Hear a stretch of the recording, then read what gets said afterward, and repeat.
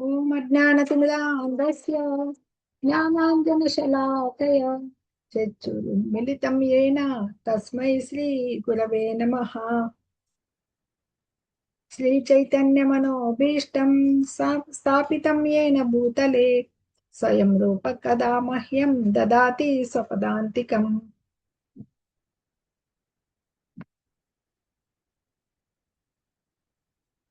వందేహం శ్రీగురో శ్రీయుతాపదకమలం శ్రీగురూన్ వైష్ణవాంస శ్రీరూపం సాగ్రజాతం సగన రఘునాథాన్వితం తం సజీవం సాద్వైతం సావధూతం పరిజన సహితం కృష్ణ చైతన్య దేవం శ్రీరాధా కృష్ణ పాదాన్ సహగణ లలితా శ్రీ విశాఖాన్వితాంశ. హే కృష్ణ కరుణా సింధు దీనబంధో జగత్పతే గోపేశ గోపికా కాంత రాధా కాంత నమోస్తుతే. తప్త కాంచన గౌరాంగి రాధే వృందావనేశ్వరి వృషభానుసుతే దేవి ప్రణమామి హరిప్రియే. వాంఛాకల్పతరుభ్యశ్చ కృపా సింధుభ్య ఏవ చ పతితానాం పావనేభ్యో వైష్ణవేభ్యో నమో నమః. నమో ఓం విష్ణుపాదాయ కృష్ణప్రేష్టాయ భూతలే శ్రీమతే భక్తి వేదాంత స్వామినితి నామినే. నామస్తే సరస్వతి దేవే గౌరవాణి ప్రచారిణే నిర్విశేష శూన్యవాది పాశ్చాత్య దేశతారిణే. జయ శ్రీ కృష్ణ చైతన్య ప్రభు నిత్యానంద శ్రీ అద్వైత గదాధర శ్రీవాసాది గౌర భక్త బృంద. హరే కృష్ణ కృష్ణ కృష్ణ హరే హరే హరే రామ రామ రామ రామ హరే హరే. హరే కృష్ణ కృష్ణ కృష్ణ కృష్ణ హరే హరే హరే రామ రామ రామ రామ హరే హరే. హరే కృష్ణ కృష్ణ కృష్ణ కృష్ణ హరే హరే హరే రామ రామ రామ రామ హరే హరే. ధ్యాన యోగము అంటే ఆత్మ సంయమ యోగము. ముందుగా మీకందరికీ ఇస్కాన్ మంగళూరు రాధా గోవింద మందిర మంగళూరు వారి తరపున ఈ 18 రోజుల అధ్యయనంలో 6వ రోజుకు వచ్చేసరి అందరికీ స్వాగతం సుస్వాగతం చెప్తున్నామండి. ఈ మొదటి 18 అధ్యాయాల్లో మొదటి 6 అధ్యాయాలు ఏం చెప్పాం? కర్మయోగం అని చెప్పుకున్నాం. ఈ 6 అధ్యాయాలు అంటే ఫస్ట్ పార్ట్ అయిపోతుంది. మధ్య పార్ట్ చాలా రేపటి నుంచి చాలా ఇంపార్టెంట్ అయినట్టు ఏమంటే భక్తి యోగం 7 నుంచి 12 వరకు అనమాట అధ్యాయాలు. భక్తి యోగము భగవంతుడు వివరించబోతాడనమాట ఇప్పుడు. తదుపరి లాస్ట్ 6 అధ్యాయులు జ్ఞాన యోగం. ప్రతి ఏ అధ్యాయానికి ఆ అధ్యాయం ఎంతో విలువైంది, ఎందుకంటే భగవంతుడితో స్వయంగా చెప్పబడింది కాబట్టి ఈ గీతా జ్ఞానం అనేది ప్రతి ఒక్కరూ నేర్చుకుని ఆచరించవలసిన అత్యద్భుతమైన జ్ఞానం అనమాట. హరే కృష్ణ. అర్జునుడి సందేహాలకి నివృత్తి భగవంతుడు ఎలా చెప్తూ వెళ్తున్నాడో ఈ ధ్యాన యోగం ద్వారా అష్టాంగ యోగాన్ని ఎలా వివరించబోతున్నారో చూద్దాము. హరే కృష్ణ. శ్రీ భగవాన్ ఉవాచ అనాశ్రిత కర్మ ఫలం కార్యం కర్మ కరోతి యః స సన్యాసీ చ యోగి చ నా నిరగ్నిర్న చాక్రియ. భగవంతుడు ఇక్కడ ఏం చెప్తున్నారంటే తన కర్మఫలాల పట్ల శ్రీ భగవానుడు పలికెను అపేక్ష లేకుండా తన కర్తవ్యాలను ఆచరించేవాడు అసన్యాసాశ్రమంలో ఉన్నవాడు అతడే నిజమైన యోగి. అంతేగాని అగ్నిహోత్రాది కర్మలు మానివేసినంత మాత్రాన కాదు. సన్యాసులు నా నిరగ్ని నా చాక్రియ అంటే అగ్నిని రగిలింపక. సన్యాసులు ఒక నియమం ఉంది, వాళ్ళు వంట చేసుకోకూడదు, ఎవరైనా భిక్ష పెడితే తీసుకోవాలన్నమాట. తీసుకోవాలి కానీ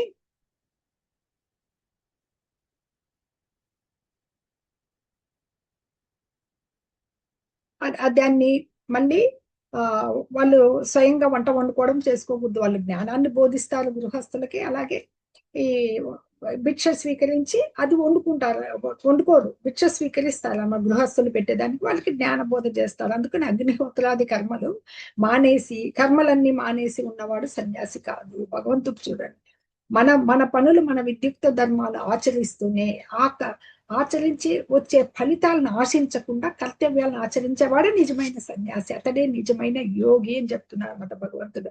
అంటే అష్టాంగ యోగం చెప్తున్నా కానీ భగవంతుడు కర్మయోగం అంటే ఏమి, కృష్ణ భక్తిలో చేసే కర్మలు ఆచరించడం అంటే భక్తి యోగమే అనమాట. అది మనకి పూర్ణుడైన సన్యాసి ఎవరు, తన తృప్తి కొరకు కాకుండా భగవంతుని తృప్తి కొరకే కర్మలు చేసేవాడే అన్నమాట. ఎందుకంటే వీళ్ళంతా కూడా ఆ సన్యాసులు అంటే అలాగే అనుకుంటారు. నిజమైన యోగం గురించి ఇక్కడ భగవంతుడు ప్రస్తావిస్తున్నారు అనమాట.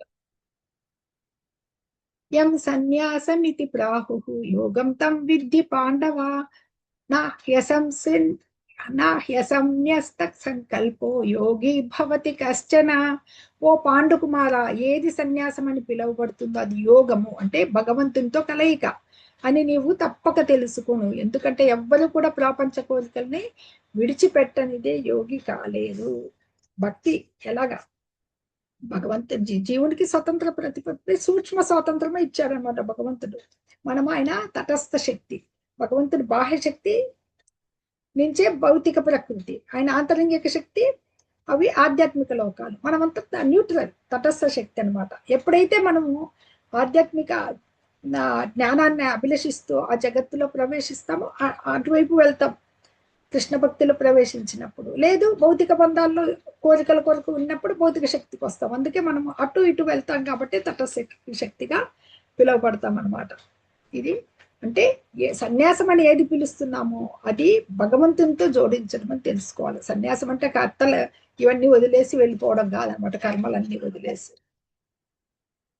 ఆరు వృక్షోర్మునేర్యోగం కర్మ కారణముచ్యతే యోగారూఢస్య తస్యైవ శమః కారణముచ్యతే. యోగ పద్ధతిలో ప్రారంభ దశలో ఉన్న వానికి కర్మ సాధనముగా చెప్పబడింది.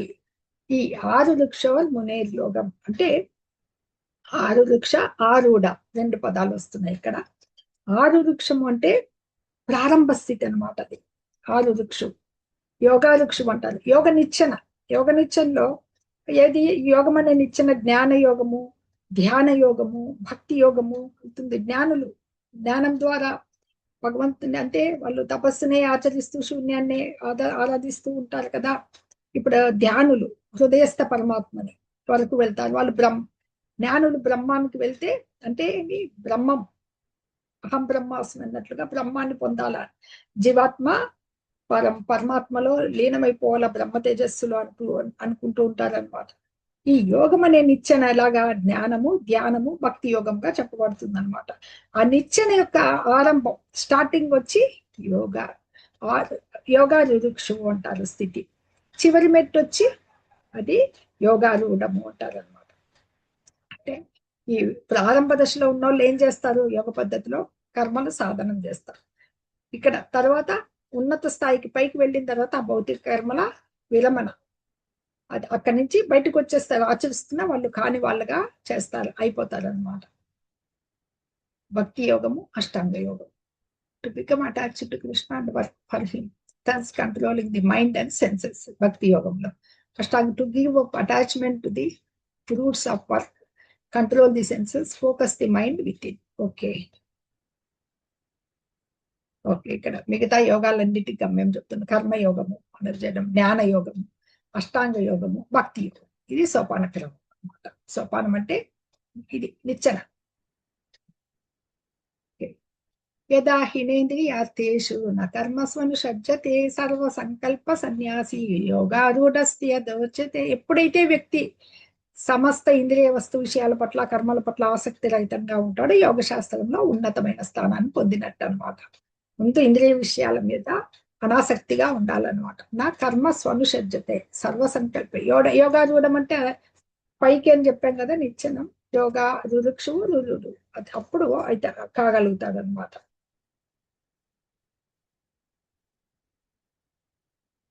ఉద్ధరేదాత్మనాత్మానం ఆత్మానమవసాదయేత్ ఆత్మైవ హ్యాత్మనో బంధుః ఆత్మైవ రిపురాత్మనః. మానవుడు తన మనస్సు సహాయంతో తనను తాను తప్పక ఉద్ధరించుకోవాలి కానీ తన ఆత్మను పతనం చేసుకోకూడదు. మనస్సు బద్ధజీవునికి మిత్రుడు మరియు శత్రువు కూడా.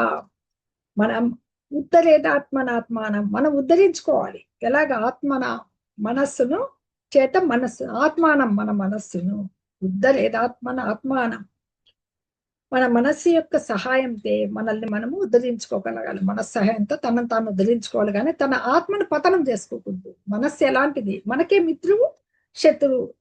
ఎలాంటప్పుడు మిత్రుడు అవుతుంది, ఎలాంటిదప్పుడు శత్రువు అవుతుంది అంటే మనస్సు బంధకారకమైనప్పుడు. ముక్తి కారణము బంధ కారణము రెండు మనస్సే. ఇంద్రియార్థాల వైపు మన మనసు మళ్ళుకుందంటే అది బంధ కారణం.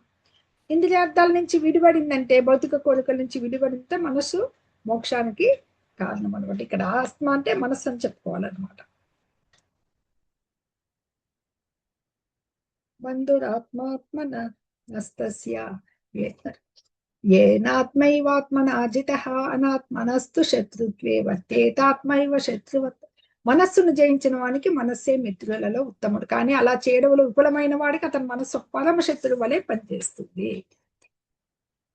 దాన్ని ఇప్పుడు ఈ మానవ ధర్మాల్ని మనమంతా నిర్వహించుకునేదానికి మనస్సుని మిత్రునిగా చేసుకోవాలి. అదే ఈ అష్టాంగ యోగాభ్యాసపు ప్రయోజనం అనమాట, వాటిని నియంత్రించడమే అనమాట. అది అలా చేసుకోగలగలేకపోతే చాలా కష్టంగా అవుతుంది, ఎందుకంటే శత్రువు అయిపోతుంది.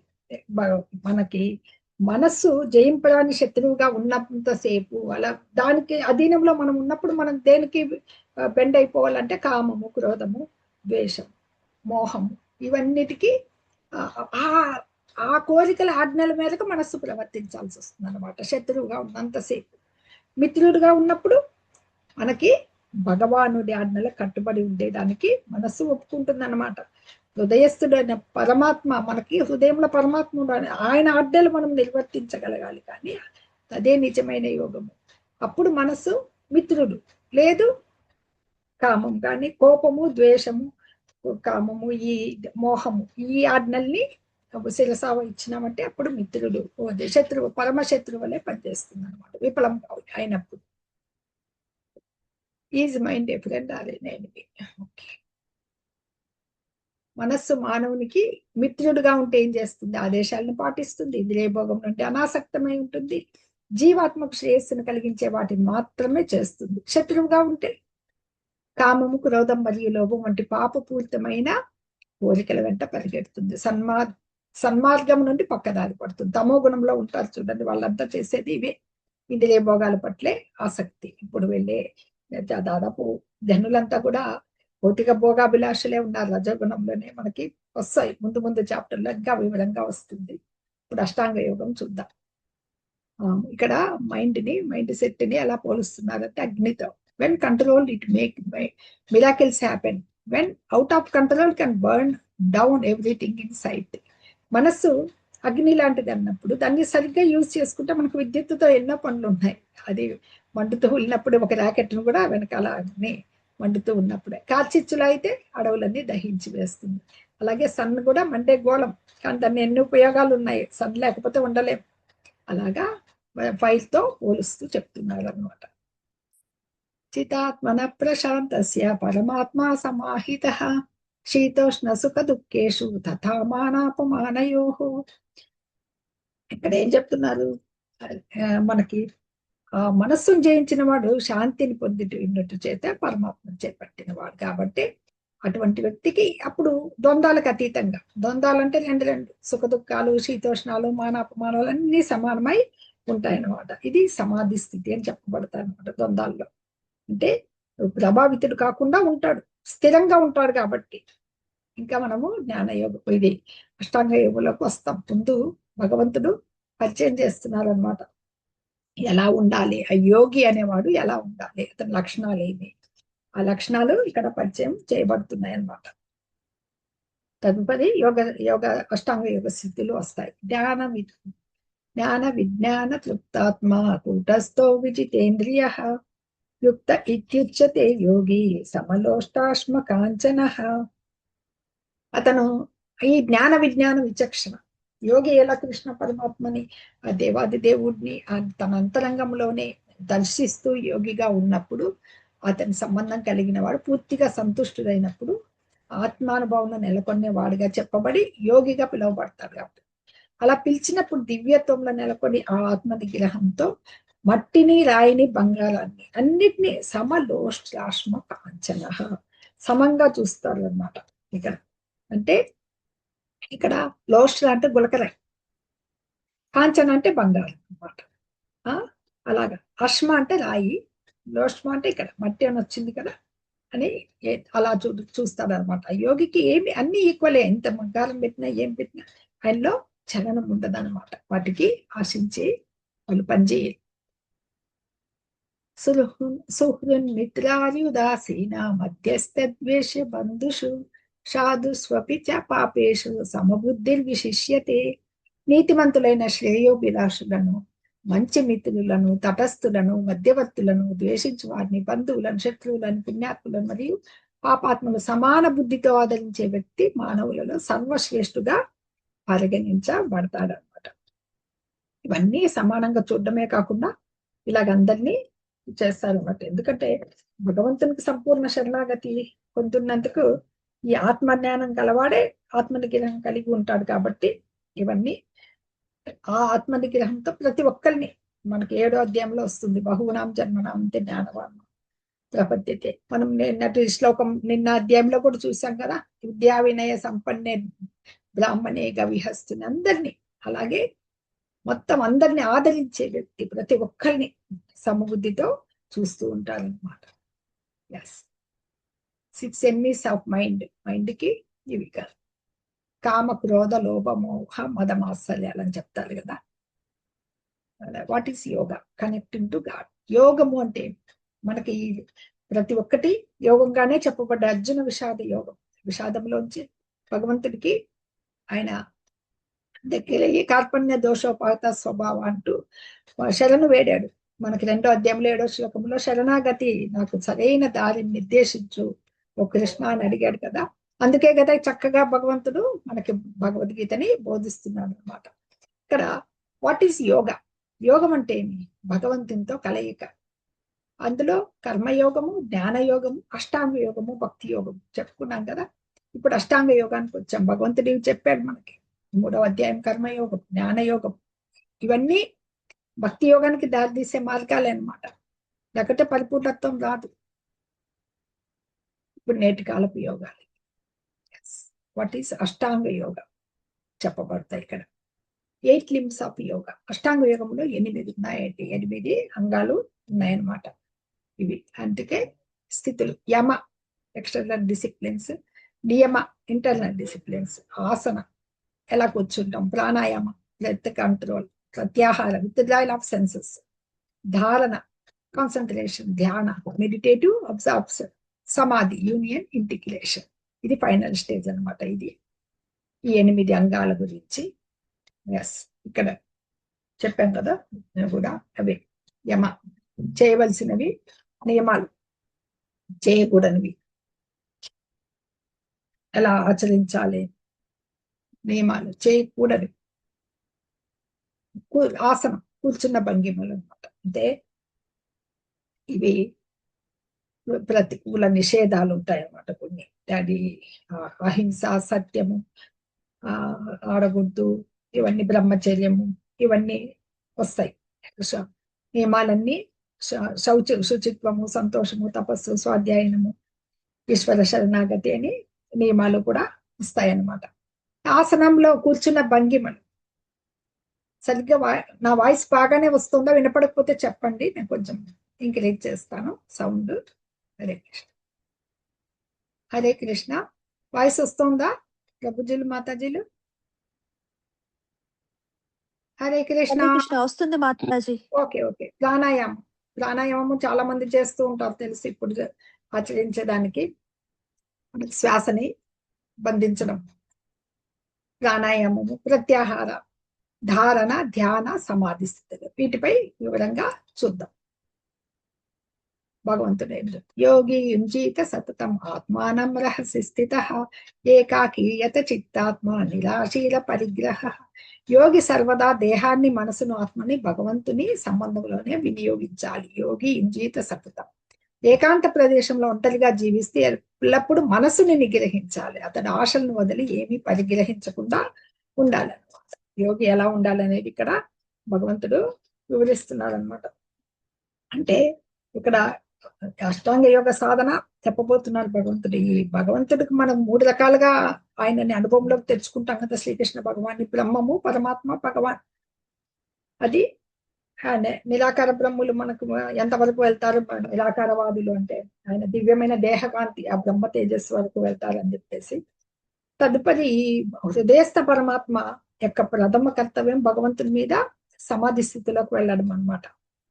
అది అది అటువంటప్పుడు వాళ్ళకి కావాల్సింది ఏకాంత స్థలములో బాహ్య విషయాల నుంచి కలిగిడి ఇవన్నీ నిర్మూలించడానికి వెళ్తారనమాట. అదే కృష్ణ భక్తుడైతే మామూలు ఎంత మన గృహస్థుడుగా అయ్యండి భౌతిక ప్రపంచంలో తన విద్యుత్ ధర్మాలు ఆచరిస్తూ ఉన్నా కూడా దివ్యుడై ఉంటాడు కాబట్టి ఆ భక్తులతో ఎలాంటి సంబంధం లేకుండా మానసికంగానే ఒంటరిగా ఉంటాడు, కలవకుండా. అది నిజంగా అట్లాంటి భక్తులు సంపూర్ణ యోగులు అనబడతారు అనమాట.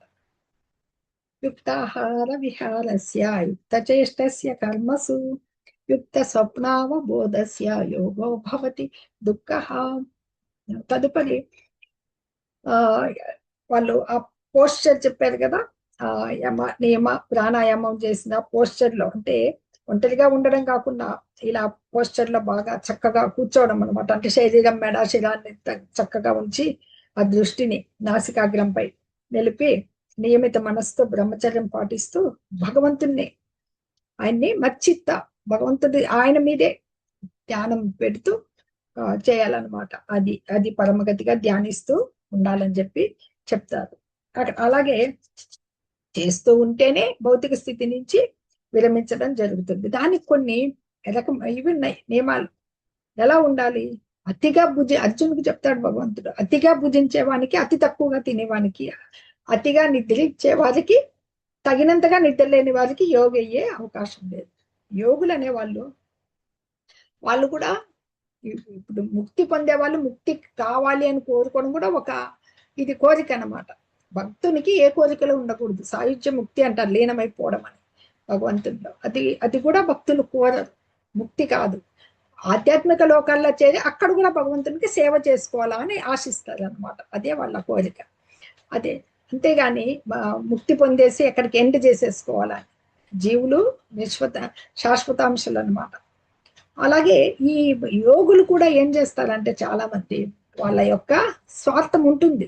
అంటే సిద్ధులు వస్తాయి యోగులకు, కొన్ని సిద్ధులు సంక్రమిస్తాయి అన్నమాట చేస్తే. అనిమా సిద్ధి లగిమా సిద్ధి అని వినింటారు. అంటే ఇప్పుడు హనుమంతుడే ఉన్నాడు, ఆయన మనకి లంకలో ప్రవేశం కొరకు వాళ్ళు చూస్తారని చెప్పి సూక్ష్మంగా అవుతాడు అన్నమాట. అలాగే లగ్మా సిద్ధి హనుమంతుడు ఆ లంకనికి చేరుకునే దానికి సముద్రపు ఒడ్డున తన శరీరాన్ని పెంచి వెళ్ళాడు. ఇవన్నీ సిద్ధులు. కానీ అవి దేనికోసం ఉపయోగించాడు? స్వార్థానికి ఉపయోగించాడు, భగవత్ సేవ కోసం ఉపయోగించాడు అనమాట. ఆ సిద్ధులు సంపాదించిన కానీ స్వార్థం కోసము ఆ సిద్ధులు సంపాదించాలి ఆశ చేసేవాడు ఎప్పటికీ పరిపూర్ణమైన యోగి కాలేడనమాట. అలాగే ఈ ఆ నియమాల్లో కొన్ని చెప్తున్నారు కదా భగవంతుడు. నిద్ర అతి తక్కువగా తినకూడదు, అతి ఎక్కువ తినకూడదు, ఎక్కువ నిద్ర ఉండకూడదు అనమాట. ఎందుకంటే అధికంగా భుజించడం అంటే మన దేహాన్ని పోషించేదానికి మితంగా తీసుకోవాలి. ఈ నియమాల వల్ల ఏమైతుందంటే ఆరోగ్యం కూడా బాగుపడుతుంది. అతిగా భుజించేసి వేళాపాల లేకుండా తినే వాళ్ళు ఎంత అనారోగ్యం అజీర్తి బాధపడుతుంటారో తెలుసు. మనకంతా సమృద్ధిగా ఈ ధాన్యము, కూరగాయలు, ఫలాలు, పాలు అన్ని దొరుకుతున్నాయి కాబట్టి ఈ మాంస భక్షణం అనేది చేయకూడదు. సాత్విక ఆహారము తీసుకోవాలన్నమాట. ఇది ఇక్కడ చెప్తున్నారు. యుక్తాహార విహారస్య యుక్త చేష్టస్య కర్మసు. ఆహారము, నిద్ర, విహారము, పనుల అలవాటుని ఎవరు క్రమపరచి ఉంటారో. ప్రతి ఒక్క మానవుడికి దేహావసరాలు ఏవి? ఆహారము, నిద్ర, భయము, మైథునము, ఇవన్నీ అతి. దీంట్లో అతి అనేది యోగాభ్యాసానికి అసలుకి అవరోధాలు అనమాట. ఇవన్నీ భక్తి పరుడు ఎలాగా భగవద్ధ్యానంలో ఉంటాడు కాబట్టి తప్పకుండా ఈ తెల్లవారుజామున లేయడం అనేది, గుడికి వెళ్ళి మంగళహారతి చూడడము, ఇవన్నీ చేయడం అనేది వాళ్ళకి నిద్ర ఆటోమేటిక్ గానే కంట్రోల్లో ఉంటుందన్నమాట. భక్తితో సేవ లేకుండా క్షణకాలం కూడా ఉండరు కాబట్టి నిద్రకి తక్కువ సమయమే చేస్తారు. ఇంకా ఆహారం అలవాట్లు భగవంతుడి ప్రసాదమే స్వీకరించుకుంటారు కాబట్టి సాత్విక ఆహారంగానే ఉంటుందన్నమాట. ఇలాగా తన కర్మ, వాక్కు, నిద్ర, జాగరణ అన్ని నియమితమై ఉంటాయి కాబట్టి భక్తులకి భౌతిక క్లేశాలు అనేటివి తక్కువగా ఉంటాయి అన్నమాట. అయిపోయేది. నాత్యశ్నతస్తు యోగోస్తి నైకాంతమనశ్నతః నాతి స్వప్నశీలస్య జాగ్రత్తో నైవ చార్జున. ఓ అర్జున, ఎవరైతే అతి ఎక్కువ తింటారో లేదా అతి తక్కువ తింటారో, అతి ఎక్కువ నిద్రపోతారా లేదా అతి తక్కువ నిద్రపోతారో, వారి యోగంలో విజయం సాధించలేదు.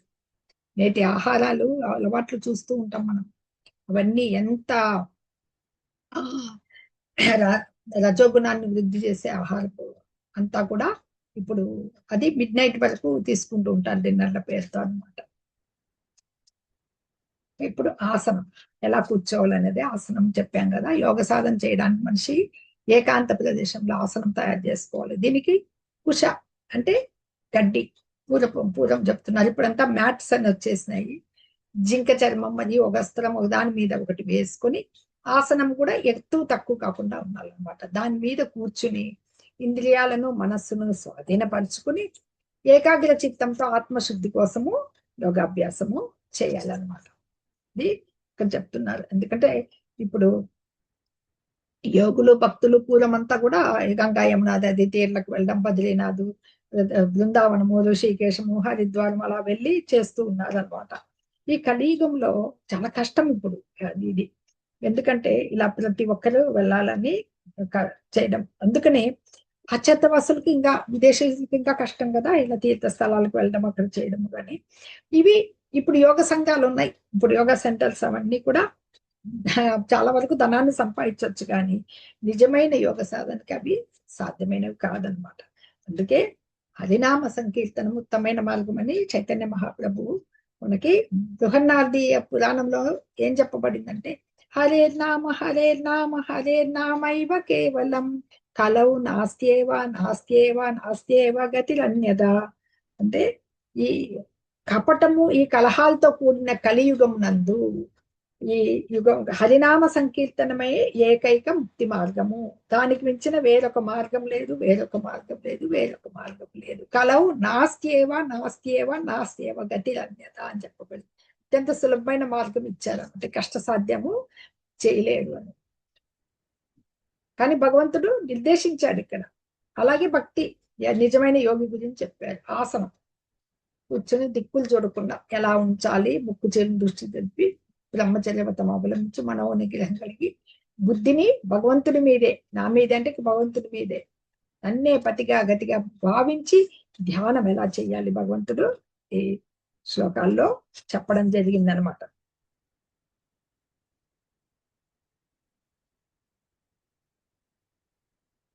ప్రాణాయామం 4. లోనికి వచ్చే శ్వాస ఎందు బయటకు వెళ్లే శ్వాసను యజ్ఞంగా సమర్పిస్తారు. బయటకు వెళ్లే శ్వాస అంటే ఆక్సిజన్, కార్బన్ డైఆక్సైడ్ అనమాట. శ్వాసను సమర్పిస్తారు. కొందరు ప్రాణశక్తి నియంత్రణలో నిమగ్నమై ప్రాణాయామాన్ని నిష్ఠగా అభ్యాసం చేస్తూ ఈ శ్వాసల నియంత్రణ చేస్తూ ఉంటారు అనమాట. ఎక్కువ శ్వాస మీదే ఈ ప్రాణాయామం అనేది చేస్తూ ఉంటే అవి కంట్రోల్లోకి వస్తాయి అన్నమాట. అలా నిరంతరం చేస్తూ ఉన్నప్పుడు ప్రాణాయామం అనేది చాలా ముఖ్యమైనది యోగాలో. ఇప్పుడు చెప్పించేటివి ఎలా ఉన్నాయి, కానీ ముఖ్యంగా పూరకము, రేచకము, కుంభకము ఇవన్నీ ఉన్నాయి. అనులోమ విలోమ అని అంటూ ఉంటారు ఇప్పుడు నేటి పేర్లలో. అలాగే కపాలభాతి అలా చేస్తూ ఉంటారు.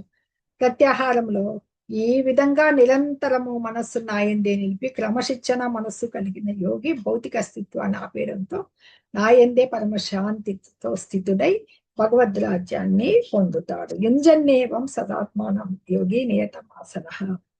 అంటే ఇక్కడ భగవంతుడి ప్రత్యాహార స్టేజ్ అంటే ఆ ఇంద్రియాలన్నీ ఆయన సెన్సెస్ అన్ని మనకి 4వ అధ్యాయంలో వచ్చింది. ఎప్పుడు ప్రత్యేగాత్మ అవుతుంది అక్కడ. ప్రత్యాహారం అంటే మెయిన్ ఇంద్రియాల సెన్సెస్ అన్ని విడిపడతాయి అన్నమాట. ఇంద్రియార్థాల మీద పోకుండా విడిపడడం జరుగుతుంది అన్నమాట. సంపూర్ణ క్రమశిక్షణతో మనస్సుని అన్ని స్వార్థపూరిత వాంఛల నుండి వెనక్కి మరల్చి పరమశ్రేష్టమైన ఆత్మ శ్రేయస్సు మీదనే లగ్నం చేస్తారు. ఇటువంటి వారు యోగంలో సమస్త ఇంద్రియ కోరికలకు అతిమితం. ప్రత్యాహార స్టేజ్ దాటారు కదా, అప్పుడు ధారణ స్టేజ్కి వచ్చేస్తారు అనమాట. అది ధారణ అంటే మన పర్ఫెక్షన్ వచ్చేస్తుంది. ఆ పర్ఫెక్షన్ ఎలా ఎంత ముఖ్యమైనది ఆధ్యాత్మిక స్థితి యోగం నందు ధ్యానం. ఇక్కడ ఈ ధారణ స్థితి అంటే మనకు అంబరీషం చెప్పుకున్నాం మనం. అన్ని తన ఇంద్రియాలన్నీ ప్రత్యాహారం, ఎందుకంటే భగవంతుని సేవలో నియుక్తం చేశాడు కాబట్టి అంబరీషుడు. అంటే సన్యాసాశ్రమంలో కానీ ఆ అది లేని వాళ్ళని వదిలేసి మన వీళ్ళకి ఎవరికి మనుజుడైన ప్రతి ఒక్కరికి ఏదో ఒక వ్యాపకం ఉండాలి కదా. అందుకనే సామాన్య జనులకి, సన్యాశ్రమం లేని వారికి ఇది ఇది ఈ ఇంద్రియ మనోవ్యాపకం అనేది ఆధ్యాత్మిక అనుభవానికి చక్కని విధానం అనమాట. దాన్నే యుక్తము అంటారు అనమాట. ఎందుకంటే ఈ నిరాకార మార్గానికి ఆ వాళ్ళకి ఇది ఊహ కష్టమైతుంది. కానీ కృష్ణ భక్తిలో ఉన్న వాళ్ళకి ఇంద్రియాలు, ఎందుకంటే అన్ని ఇంద్రియాలు వాళ్ళు భగవత్ సేవలో వినియోగిస్తుంటే, నవవిధ భక్తి మార్గాలు చెప్పుకున్నాం కదా, ఆ భక్తి మార్గాలు ఆచరిస్తూ ఉంటే ఆ ఆనందం ముందు అర్చనం అనమాట. ఇదంతే. అంటే అన్ని ఇంద్రియాలని భగవత్ సేవలో నియుక్తం చేయడం అనమాట. దాన్ని ఆత్మానుభవ మార్గంలో వెళ్ళడాన్ని యుక్తము అని చెప్పబడతారు అనమాట.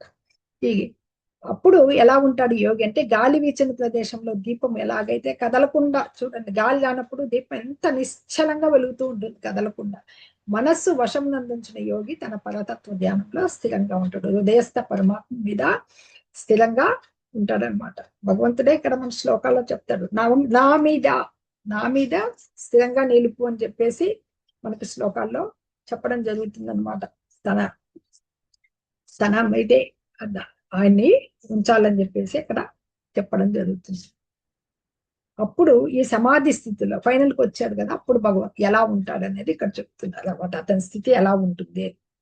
సమాధి అనబడు పరిపూర్ణత్వ స్థితిలో మానవుని మనస్సు సమస్త మానసిక కలాపముల నుండి యోగాభ్యాసం చేత నిరోధింపబడి ఉంటుంది. శుద్ధమైన మనస్సుతో ఆత్మను వీక్షింపగలుగుతాం, మరియు ఆత్మయందే ఆనందమును సుఖమును అనుభవించడం ఎందుకు అతనికి గల సమర్థతను బట్టి అట్టి పరిపూర్ణ స్థితిని నిర్ధారింపవచ్చును. దాంట్లో ఎంతవరకు రమిస్తున్నాడు, యోగాల పర్ఫెక్షన్ వచ్చేసిందా, అతను పరిపూర్ణంగా ఉన్నాడంటే ఆ స్థితిని బట్టి చెప్పచ్చు అనమాట.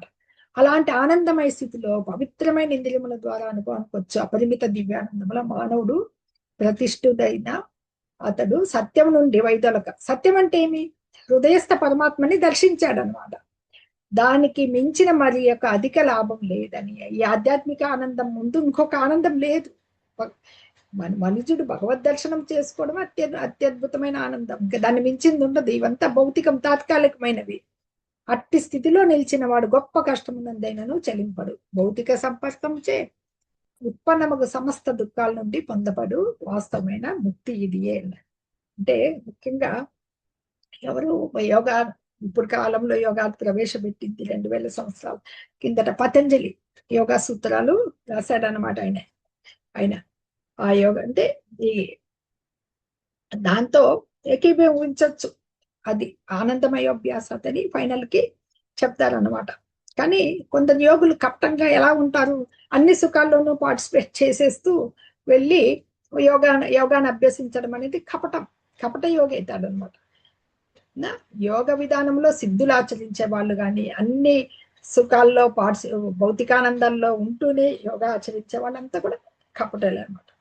యోగాలు ఇంకా వ్యాయామ ప్రదర్శన, మన బాడీ 6 ప్యాక్ చేసుకుంటాం మనం, కసరత్తులు చేసుకుంటూ ఫిట్ గా ఉండాలని, ఇంకా ఆకర్షణ కోసము, రూపం కోసము ఇలా చేసేవాళ్ళు, సిద్ధుల కోసం చేసేవాళ్ళు, ఆ యోగ లక్ష్యం అనేది నశించిపోతుంది అనమాట వాళ్ళకి. ఎందుకంటే జీవుని అది ఎప్పుడైతే ఆధ్యాత్మిక జీవన స్థితి భౌతికత్వంతో కలుషితమైనప్పుడు అది మాయ కదా, ఆ మాయను జయించగలగాలి, దివ్యానందాన్ని పొందగలగాలన్నమాట. అది ఈ శుద్ధ భక్తి యోగంలో ఉంటే ఆ ఇంద్రియాలు అనేటివి కంట్రోల్లోకి వస్తాయని మనం చెప్పుకోవడం జరిగింది. అలాగే మనకి భగవంతుడు చెప్పాడు, ఆగమాపాయన అనిత్య తాం తితిక్షస్వ భారత అన్నాడు. తితిక్ష అంటే ఓర్పు, ఏదొచ్చినా నువ్వు ఓర్చుకో అని చెప్పేసి మనకి 2వ అధ్యాయంలో 14వ శ్లోకంలో చెప్పబడింది అనమాట. ఏవి? ఈ సుఖ దుఃఖాలు అనేటివి, శీతోష్ణాలు అనేటివి వచ్చిపోతూ ఉంటాయని. అంటే అవి రాకపోకలు వస్తున్నా మనం మన కర్మలకి ప్రభావితం చేయకుండా ఉండే స్థాయికి ఎదగలగాలన్నమాట ఓర్పుతో. అది అప్పుడే ఆ యోగం, ఏ యోగమైనా పూర్ణత్వం అనేది వస్తుంది. స నిశ్చయేన యోక్తవ్యో యోగో నిర్విన్న చేతసా సంకల్ప ప్రభవాన్ కామాన్ త్యక్వా సర్వాన్ శేషతః మనసైవేంద్రియ గ్రామం వినియమ్య సమంతతః మనిషి దృఢ సంకల్పంతో శ్రద్ధతో ఈ యోగమును మార్గము తప్పక అభ్యాసం చేయవలెను. ప్రాపంచిక తలపల నుండి వచ్చిన అన్ని కోరికలను త్యజించి మనస్సుతో ఇంద్రియాలను అన్ని వైపుల నుండి నిగ్రహించవలెను. వచ్చేసాడు ఫైనల్ స్టేజ్ కి శ్రద్ధతో. ఈ యోగాన్ని మార్గాన్ని ప్రాక్టీస్ అనేది చేస్తూనే ఉండాలన్నమాట. కోరికలను త్యజించి ఇంద్రియాలని జయించి వెళ్తూ ఉండాలి. ఇక్కడ ముఖ్యమైన వర్డ్ ఇక్కడ ఏమి మనకి నిశ్చయేన అంటే స్థిర నిశ్చయముతో. ఆ స్థిర నిశ్చయాన్ని అసలుకి పట్టుదల, ఆ నిశ్చయము పట్టుదల దృఢ సంకల్పం అనేది వదలకూడదు అనమాట. ఆ ఫలితము విజయం వచ్చేదానికి నేను ఇంకా రాలేదే అనే నిరాశ ఎప్పటికీ పడకూడదు అనమాట. అన్ని అభ్యాసం ప్రాక్టీస్ చేస్తూనే ఉండాల ఎంతగో. ఎందుకంటే మనకి ఈ భక్తి యోగం గురించి మనకు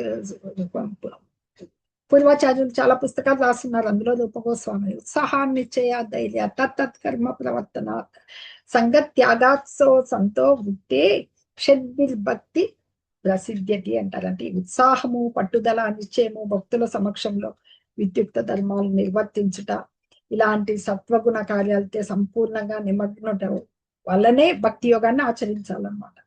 ఈ నిశ్చయం అనేది సడలకుండా ఉండాలంటే చిన్న కథ చెప్పుకుందాం. ఒక పిచ్చుక ఏం చేస్తుందంటే సముద్రపు తొట్టున గుడ్లు పెట్టింటుంది. ఆ సముద్రపు తొట్టున గుడ్లు పెట్టినప్పుడు మామూలుగా ఏం జరుగుతుంది, అలలు వచ్చినప్పుడు కొట్టుకొని పోతాయి. మళ్ళీ వచ్చి చూసుకుంటే తన గుడ్లు ఉండవన్నమాట. ఉండకపోతే ఓ సముద్రడా నా అలలు నా గుడ్లు నాకు తిరిగి ఇచ్చే అని అడిగితే సముద్రుడు పలకడనమాట. పలకపోతే నువ్వు ఇట్లా చేస్తావా, నేను నిండింపజేస్తా చూడు అని. తన పిచ్చుకకి ఎంత ఉంటుంది ముక్కు, తన చిన్న ముక్కుతో నీళ్లు తీసుకొచ్చి తోడుతూ ఉంటుంది అనమాట.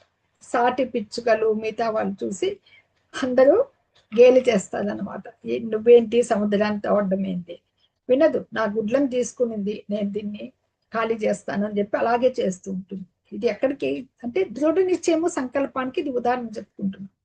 ఇది ఎంతవరకు పాకుతుందంటే పక్షులకి రాజు ఎవరు, గరుత్మంతుడు. గరుత్మంతుడు ఎవరు, సాక్షాత్ భగవానుడి శ్రీకృష్ణ విష్ణు భగవానుడి శ్రీకృష్ణుడు యొక్క వాహనం. ఆయనకి తెలిసి పట్టుదలకి ఆ పిచ్చుక ఇంత పట్టుదలగా ఇలా చేస్తోందని ఆ వార్త తెలుస్తూనే వస్తాడన్నమాట. వచ్చి సముద్రుడిని అడుగుతాడు, నువ్వు ఇస్తావా లేదంటే నా రెక్కలతో నిన్ను ఎండింపజేయనా అంటే సముద్రుడు భయపడి ఇస్తాడనమాట. అక్కడ ఆ పట్టుదల, ఆ స్థిర నిశ్చయం అనేది ఉంటే భగవత్ సహాయం ఎప్పుడూ అందుతుంది అనమాట. ఆ గర్దుని కర్ణతో ఆ పిచ్చుక ఎలాగా ఆనందాన్ని పొందింది, ఇది ఇప్పుడు ఆ యోగాభ్యాసం కానీ ముఖ్యంగా కృష్ణ భక్తి భావంలో ఇప్పుడు ఎన్నో చెప్తున్నాం. భక్తి యోగం ఆచరించడం అది కూడా అతి కఠినమైనగా అనిపించవచ్చు, కానీ ఆ నియమాలు నిశ్చయంగా పాటించే వాళ్ళకి భగవానుడు తప్పక విజయాన్ని సహాయాన్ని ఇస్తాడనమాట. భగవంతుని సహాయము, ఎందుకంటే తనకు తాను సహాయం చేసుకునేవాడికి భగవాన్ సహాయం ఎప్పటికీ మన పట్టుదలను బట్టి అందుతుంది. శనైర పమలేత్ బుద్ధ్యాకృతి గృహీత ఆత్మ సంస్థమ్మన కృత్వా నకించిదపి చింతయేత్. పూర్తి నిశ్చయంతో కూడిన బుద్ధి ద్వారా మనిషి క్రమక్రమంగా సమాధిలో నెలకొనాలి. ఆ విధంగా మనస్సును కేవలం ఆత్మ మీదనే లగ్నం చేసి ఇక దేని గురించి ఆలోచించకూడదు అనమాట. నిగ్రహం అన్నప్పుడు మనం ఇది వరకు కూడా ఇది చూసాము. ఇంద్రియాల సెన్సెస్ గురాలతో పోల్చబడుతుంది. బుద్ధి కళ్యాలు, మనస్సు కళ్యాలు, బుద్ధి లాగుతూ ఉంటుంది. కానీ జీవాత్మ ఈ దేహం అనే రథంలో కూర్చున్న ఆత్మ అనమాట. ఎంత లాగుతున్నా ఈ రథసారథి వచ్చి బుద్ధి లాగినది. అందుకని వాటిని నిగ్రహంతో పెట్టాలంటే యోగాలో అది ముఖ్యమైనది అనమాట. యతో యతో నిశ్చలతి మనశ్చంచలం అస్థిరం తతస్తతో నియమ్యేత చాత్మన్యేవ వశం వేయత్. ఎక్కడ తిరిగినా ఈ చంచలమైన నిలకడలేని మనసు ఎక్కడెక్కడ తిరిగిన మనిషి దాన్ని నిశ్చయంగా వెనక్కి తెచ్చి తిరిగి ఆత్మకు వశం చేయాలన్నమాట. మనం నిన్న కూడా చెప్పుకున్నాం, మనస్సుని ఎవరైతే ఇంద్రియాలని కంట్రోల్ చేస్తారో ఆయన కంట్రోల్లో ఉంటాయి. అతన్ని గోస్వామి అంటారు. అదే ఇంద్రియాలకు దాసుడైన వారిని గోదాసుడు లేదా ఇంద్రియ దాసుడు అంటారు. మన ఇంద్రియాలకు అధిపతి ఎవరు, ఋషికేశుడు. ఋషికములు అంటే ఇంద్రియాల అధిపతి. ఈశుడు ఎవరు, శ్రీకృష్ణ భగవానుడు అనమాట. ఆయనకే కదా ఋషికేశుడు అనే పేరు ఉంది. అందుకని ఆ ఆ దివ్యానంద భావంలో అతని మన ఇంద్రియాలు ఋషికేశుని అంటే ఇంద్రియాధీశుడైన ఋషికేశుని సేవలో నియుక్తమై ఉంటాయి. అంటే మన ఇంద్రియ ఎప్పటికీ ఈ భక్తియుత సేవ అనేది పవిత్రంగా ఉండాలంటే మన ఇంద్రియాలు పవిత్రం కావాలి. 24 గంటలు భౌతికానందాలతో కలుషితమైనప్పుడు మన హృదయ పవిత్రీకరణ జరగంది మన హృదయస్థ పరమాత్మను మనం దర్శించలేమన్నమాట. ముఖ్యంగా ఇంద్రియాలను అదుపులోకి తెచ్చుకోవాలన్నమాట. ఆత్మకి వశం చేయాలి. ప్రశాంత మనసం హేనం యోగినం సుఖముత్తమం ఉపైతి శాంత రజసం బ్రహ్మభూతం అకల్మషం. బ్రహ్మభూతం, ఇక్కడ బ్రహ్మభూత ప్లాట్ఫామ్ కి వచ్చేసామన్నమాట. ఈ మనసు సంలగ్నమైన యోగి అత్యున్నతమైన ఆధ్యాత్మిక సుఖపూర్ణత్వాన్ని తప్పకుండా పొందుతాడనమాట. ఎప్పుడైతే ఈ భౌతిక సంపర్కాన్ని రజోగుణాలకు అతీతుడై గుణరీతి సమత్వాన్ని అనుభూతి చెందుకొని గత కర్మ ఫలాల నుండి బయటకు వస్తారనమాట. అదే బ్రహ్మభూత స్థితి. ఎందుకంటే ఈ భౌతిక సంపర్కించి విడిపడితేనే ఇంకా భగవద్ దర్శనమే ఆయన దివ్యమైన భక్తి. అది యుంజన్నేవం సదాత్మానం యోగి విగత కల్మషః సుఖేన బ్రహ్మ సంస్పర్శం అత్యంతం సుఖమశ్నుతే. ఈ విధంగా ఆత్మ నిగ్రహం కలిగిన యోగి యోగ సాధనలో నెలకొని సమస్త భౌతిక మలినముల నుండి ముక్తి పొందుతాడు. ఎప్పుడు పరమాత్మ దివ్యమైన సేవలో ఉంటే ఈ సంపూర్ణమైన ఆనంద స్థితికి వచ్చేస్తాడనమాట. బ్రహ్మ స్పర్శ రియలైజేషన్ అయితే భగవంతుని తెలుసుకోగలుగుతాడనమాట.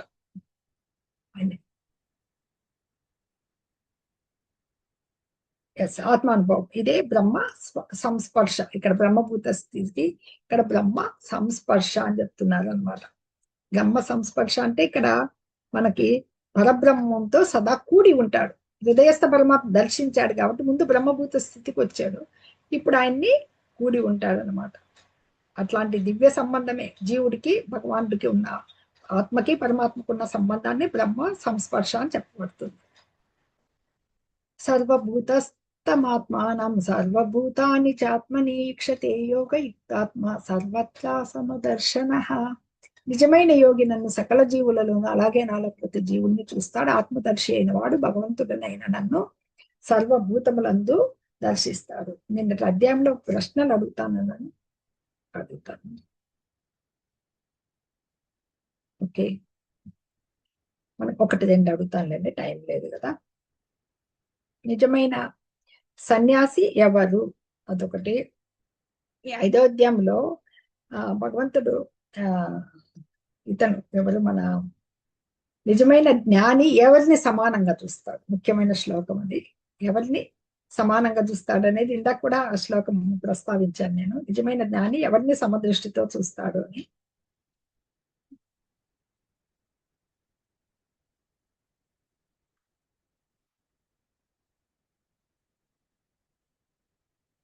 అలాగే ఆఖరి శ్లోకంలో భగవంతుడు తనని తాను ఏమిగా ఎలాగ చెప్పుకోగలిగినాం ఆయనని. శాంతి సూత్రం ఏంటి, సరైన ప్రశ్న అది. శాంతి సూత్రం చెప్పండి. అలాగే అందరినీ ఎలాగ సమానంగా చూసేవాడు ఎవరు, నిజమైన జ్ఞాని సమదృష్టితో ఎవరెవరిని చూస్తారు, అదొక ప్రశ్న. భగవంతుడు శాంతి సూత్రం ఏంటి, ఈ రెండు మీరు చాట్ బాక్స్ లో చెప్పండి. నిన్న దాంట్లో హరే కృష్ణ. యోగి ఇక్కడ సర్వభూతాలందు భగవంతుణ్ణి దర్శిస్తాడనమాట. అంటే పర్ఫెక్ట్ యోగి ఎలా చూస్తారంటే తనని భగవంతుడు సర్వజీవులని అందు తనను నిన్ననే చెప్పి ఆ శ్లోకమే అడిగాను, అందుకే గుర్తొచ్చి. దాంట్లో ప్రకారము అందరినీ మనకి మొత్తం ఎవరిలో ఉన్న అన్ని జీవుల్లోనూ భగవాన్ని చూడగలుగుతారనమాట. అది పరమాత్మ రూపంలో చూడగలుగుతారనమాట. వ్యోమాం పశ్యతి సర్వత్ర సర్వం చ మయి పశ్యతి తస్యాహం న ప్రణశ్యామి సచమేన ప్రణశ్యతి. నన్ను అంతటా దర్శించేవాడికి, నాయన్ని అన్నింటినీ దర్శించేవాడు నన్ను కోల్పోడు, నేను వారిని కోల్పోను.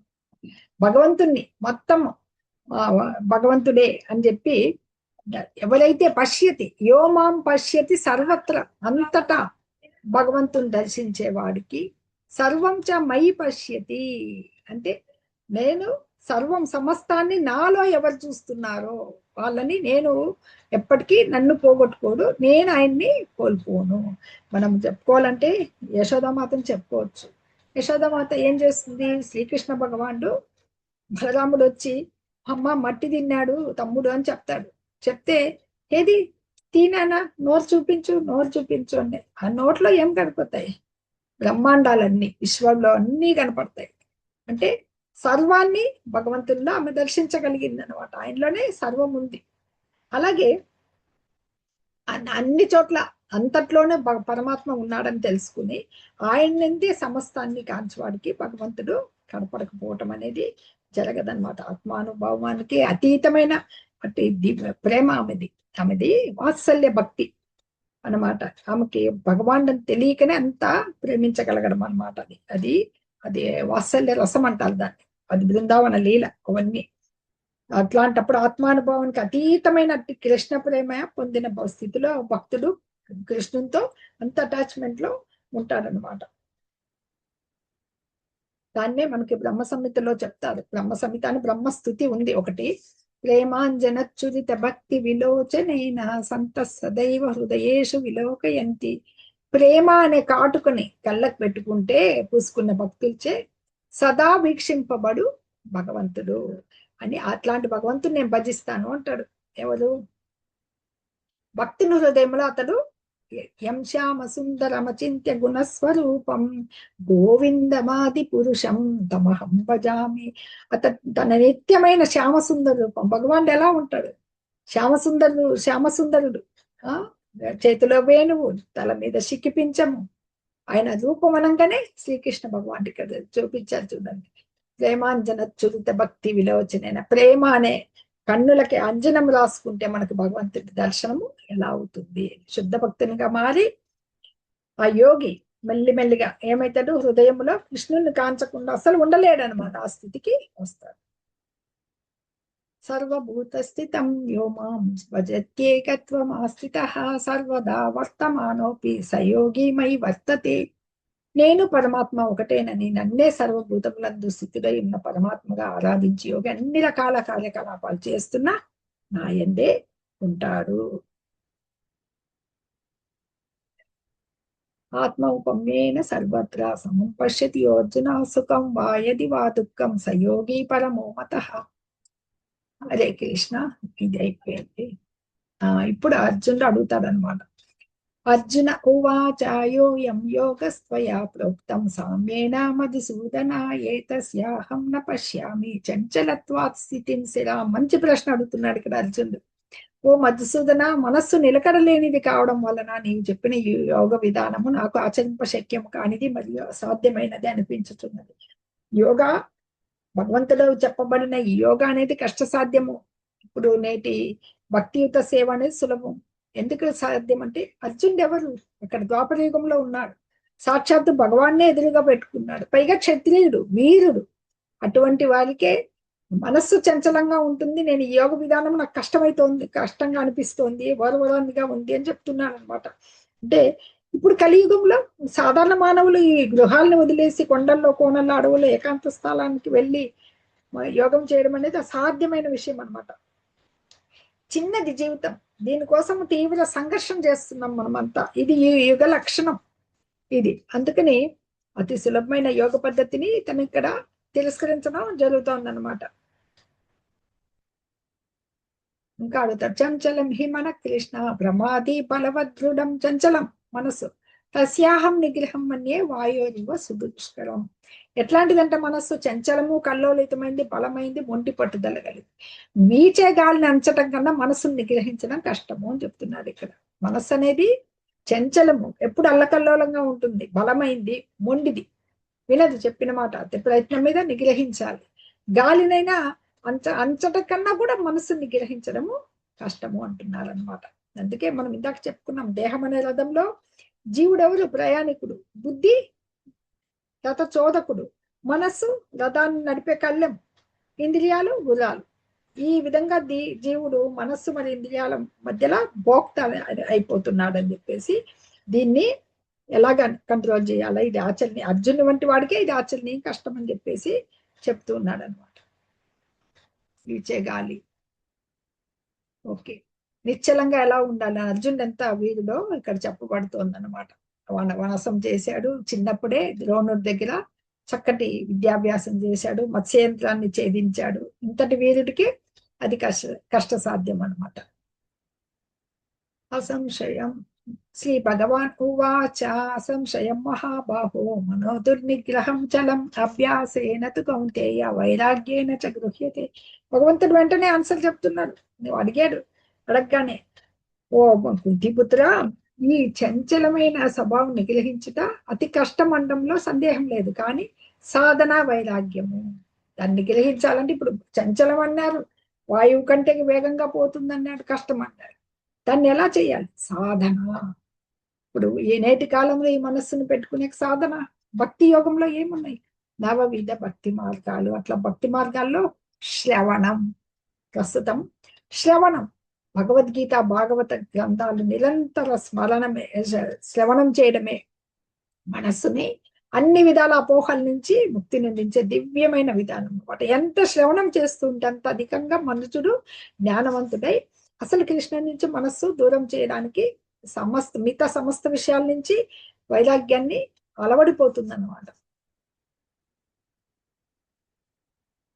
అసంశయాత్మనా యోగో దుష్ప్రాప ఇది మే మతి పశ్యాత్మనా తు యతతా శక్త్యో వాప్తుముపాయత.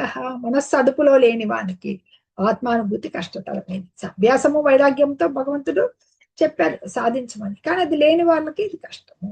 మనస్సు నిగ్రహించం నేర్చుకున్న వారు, సరి అయిన పద్ధతిలో యత్నించేవారు పరిపూర్ణత సాధించవచ్చు అని చెప్పేసి భగవంతుడు ఇక్కడ ఆన్సర్ చెప్తూ ఉన్నాడు అనమాట. డెస్టినేషన్ చెప్తాడు ఇప్పుడు భగవంతుడు. మళ్ళీ అర్జునుడు అడుగుతున్నాడు. అర్జున ఉవాచ అయతి శ్రద్ధయోపేతో యోగాచలిత మానస అప్రాప్య యోగ సంసిద్ధిం కాం గతి కృష్ణ గచ్చతి. వాళ్ళ పరిస్థితి ఏంటి? శ్రద్ధగా చేస్తూ ఉన్నవాళ్ళు, యోగాచలిత మానస అంటే ఇక్కడ మనస్సు చెలించి అప్రాప్య పొందజాలక అంటే ఈ ఆధ్యాత్మిక మార్గంలో ప్రయాణించేవాడు యోగాలో ఉండి శ్రద్ధతో ఉండి మధ్యలో లౌకిక ఆత్మానుపద స్వీకరించి కూడా చంచలమైన మనసు కారణం చే దాన్ని విడిచిపెట్టి యోగ లక్ష్యము అంతిమ విజయాన్ని జన్మలో సాధించలేకపోయింది. యోగి యొక్క గతి ఏంటి? భౌతికానందాలన్నీ వదులుకొని ఏకాంతంగా వెళ్ళి ఎంతో యోగాభ్యాసం చేత భగవంతుణ్ణి పొందాలి.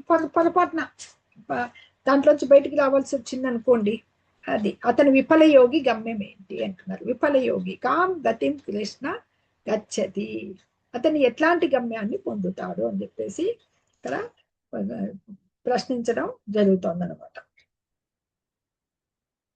కచ్చిన్నో భయ విభ్రష్ట చిన్నాభ్రమివ నశ్యత ప్రతిష్టో మహాబాహో మూఢో బ్రహ్మణ పథి.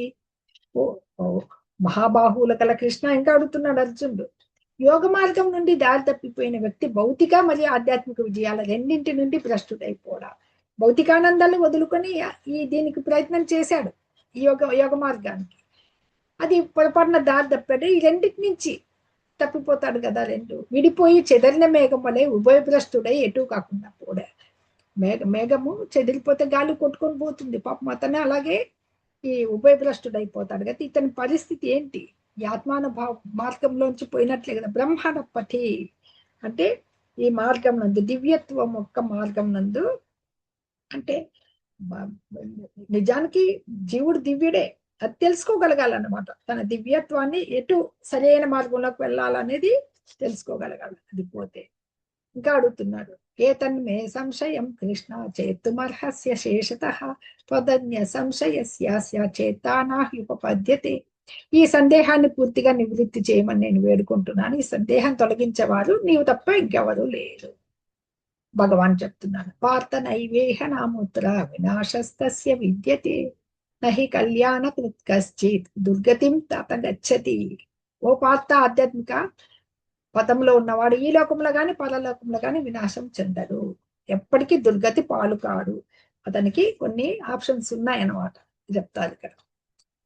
ఇది అంటే ఉన్నత స్థానాల నుంచి పతనమైనప్పుడు, అంటే ఒక దీర్ఘకాల యోగి ఒక ఆ యోగాభ్యాసంలో ఆ యోగిగా పరిపూర్ణత్వం కోసం ప్రయత్నించినప్పుడు చాలా సంవత్సరాలు చేసి పతనమైనాడు అనుకోండి, విఫలమైనాడు అనుకోండి, అతను ఆధ్యాత్మిక భావనలు ఉన్న కుటుంబంలో జన్మిస్తాడు, పండితుల ఇంట్లో జన్మిస్తాడనమాట. కొంతకాలమే ఆచరించి పతనమైనాడు అనుకోండి, పుణ్యలోకాలకు వెళ్ళి కొన్నాళ్ళు అనుభవించి ధనవంతుల ఇంట్లో గాని తర్వాత అనుభవించి ధనవంతుల కుటుంబంలో జన్మిస్తాడు. ఎందుకు? భగవంతుడు ఎన్నో అవకాశం ఇస్తున్నాడు అనమాట. అది ఉపయోగించుకోగలగాలన్నమాట. అది ఏమని అంటే యోగంలో కొద్దిపాటి పురోగతి పిమ్మట పతనమైన వాడు, తీవ్ర అభ్యాసం చెందిన తర్వాత పతనమైన వాడు. ప్రారంభ దశలో ఉన్న పతనమైన వాడు ఈ పవిత్రమైన కుటుంబంలో గాని ధనవంతుల కుటుంబంలో గాని జన్మిస్తారు అన్నమాట. అప్పుడు ఆ సౌకర్యాలు ఉంటాయి కదా, ఆ ఆ ఫెసిలిటీస్ ఉపయోగించుకుని తన ధర్మపథంలో ఇంకో అడుగు ముందేయడానికి. ఇక్కడ దీర్ఘకాల యోగాభ్యాసం తర్వాత చాలా రోజుల పతనమైన వాళ్ళు జ్ఞానవంతుల ఇంట్లో పుడతారు. శ్రీల ప్రభుపాదుల వారు అలాగా జన్మించిన వారే అని చెప్పుకోవాలన్నమాట. ఆయనే స్వయంగా చెప్పుకున్నారు అలాగే. ఎందుకంటే అదృష్టం అది. ఆయన గురువు గారు అటువంటి జ్ఞానుల నుంచే ఎన్ని పుస్తకాలు భాగవతాన్ని అనువదించి పెట్టారు. భగవద్గీత, చైతన్య చరితామృతం, ఎన్నో అందరికీ కృష్ణ భక్తి ప్రచారం ఎంతో ఇస్కాన్ ద్వారా ఎన్నో టెంపుల్స్ కట్టించి జరగడం జరిగిందనమాట.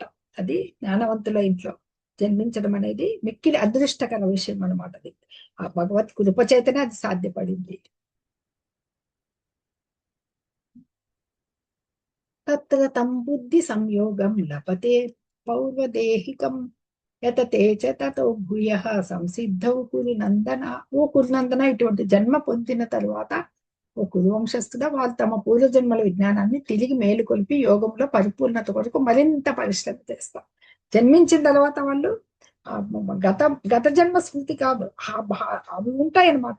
ఆ భావనలు అనేటివి ఉంటాయి.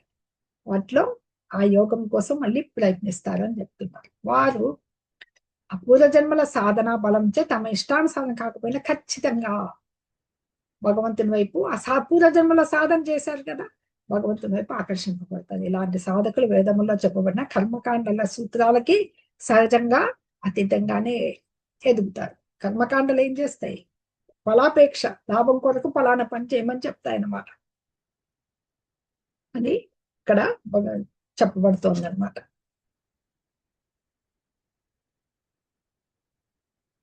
ప్రయత్నాద్యతమానస్తు యోగి సంశుద్ధ కిల్బిషః అనేక జన్మ సంసిద్ధ తతో యాంతి పరాగతిం. ఇలాగ అనేక పూర్వజన్మల నుండి సంపాదించుకుంటూ వచ్చిన యోగులతో ఎప్పుడైతే ఈ యోగులు మనపూర్వకంగా మరింత పురోగతి కోసము శ్రమిస్తారో అప్పుడు స్వేచ్ఛ పొంది ఈ జన్మలోనే సిద్ధి పొందుతారనమాట. అంటే యశాం తంతగతం పాపం అంటే మనకి నిన్న కూడా చెప్పుకున్నాం, పాపాలు అనేటివి అనేక రకంగా ఉంటాయి. ప్రారంభ కర్మలు, ఇంకా మాగని పండు పచ్చికాయలాగా ఉంటాయి, ఫలం కాకముందు బీజంలా ఉంటాయి అన్నమాట. మొలకెత్తిండవు ఫలాలు. అవి మొలకెత్తకుండా చేయాలంటే పుణ్యకర్మలు చేస్తూ ఉంటే అవి నశించిపోతూ ఉంటాయి అన్నమాట. పుణ్యకర్మలు చేస్తూ ఉంటే అది విముక్తుడైనప్పుడే ఎన్ని జన్మల నుంచి పుణ్యకర్మల్ని వదిలించి ఆ పాపాల నుంచి విడిపడితే ఈ భ్రాంతిమయమైన ద్వంద్వాలు ఏవి, ఇచ్చ ద్వేషం అంటే కోరిక ద్వేషం, వీటి నుంచి ముక్తుడైనప్పుడే భగవంతుని సేవ యందు నియుక్తుడు కాగలుగుతాడు అనమాట. అప్పుడు ప్రాపంచిక కోరికల నుండి స్వేచ్ఛ పొంది ఈ జన్మలోనే సిద్ధి పొందడం జరుగుతుందన్నమాట. తపస్విభ్యోధికో యోగి జ్ఞానిభ్యోపి మతోధికః కర్మిభ్యశ్చాధికో యోగి తస్మాత్ యోగి భవార్జున. ఈ తపస్సు చేసే వాళ్ళకంటే, శాస్త్ర జ్ఞానం వాళ్ళకంటే, కామిక వాళ్ళకంటే కూడా యోగి గొప్పవాడు. కాబట్టి నీవు యోగి. యోగి అంటే భగవంతుడితో సంయోగం అని చెప్పుకున్నాం కదా, ఆయనతో కనెక్షన్ మనం. అది నీవు కూడా యోగి అయ్యేదానికి చేస్తారనమాట. ఎలాగంటే మళ్ళీ ఒకసారి భగవంతుడు చెప్పిన దాన్ని మనము పునరావలోకనం చేసుకుందాం. ఈ కామ్యకర్మలు అధికంగా ఉన్నాయనుకోండి, అలాగా అనుసంధానించుకునేది కర్మయోగం. అలాగే జ్ఞానంతో అధికంగా ముడిపడి ఉందనుకోండి, జ్ఞానయోగం. శ్రీకృష్ణ భగవానుని భక్తియుత సేవలో మునిగి ఉంటే కార్యాలతో అది భక్తి యోగం అనమాట పిలువబడుతుంది. అలాగే ఈ సర్వయోగాల కంటే అన్ని భక్తి యోగమే సర్వయోగాలకి పరమ పూర్ణత్వం అనమాట. ఇక్కడ భగవంతుడి దీంట్లో అష్టాంగ యోగము ఆధిపత్యం చెప్తూ ఉన్నా కానీ భక్తి యోగం కంటే ఉత్తమమైందని మాత్రము ఇక్కడ చెప్పబడలేదన్నమాట. ఇక్కడ భక్తి యోగము సంపూర్ణ ఆధ్యాత్మిక జ్ఞానమైనందున దాన్ని అసలుకి ఏ యోగం కూడా దాన్ని టాప్ మోస్ట్ అన్నమాట, దాన్ని దాటిపోలేరు. అది హయ్యర్ టేస్ట్, ఇవన్నీ లోయర్ టేస్ట్ అన్నమాట. ఆత్మజ్ఞానం లేని ఆ తపస్సు అనేది అసంపూర్ణమైంది కాబట్టి భగవాన్ని శరణాగతి లేని జ్ఞానము అసంపూర్ణమైంది అనమాట. ఈ లాస్ట్ శ్లోకం చూద్దాం. యోగినామపి సర్వేషాం మద్గతేనాంతరాత్మనా శ్రద్ధావాన్ భజతే యో మాం సమే యుక్త తమోమతః.